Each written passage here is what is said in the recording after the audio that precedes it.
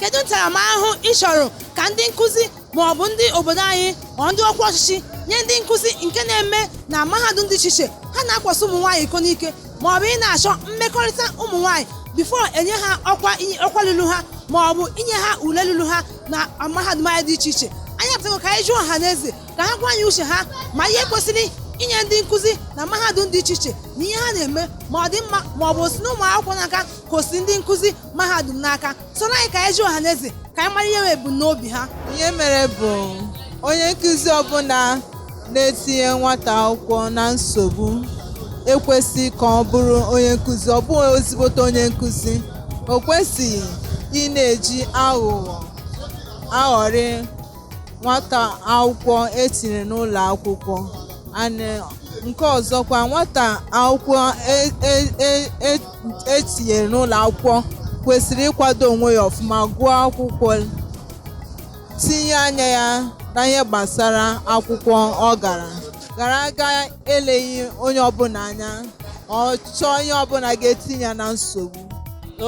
Ị na-apụghalụ ha n'ike na nghọta nke m ezughị oke. O kwesịrị ịwụ maka sexual harassment, ịkwasị mmadụ iko n'ike bụ actually always a criminal offense and ekwesịrị subject onye ahụ to the court of law under Nigerian constitution. So ị na-apụghalụ ha is not enough, ọwụ ozu oke punishment ekwesịrị inye ha. For me, ị na-apụghakwa ha awụ ya with the punishment. For me, all I ga-emeji set ya some people a lesson, teach ha a lesson. Some of them enwe ike. Ofu onye ga prison like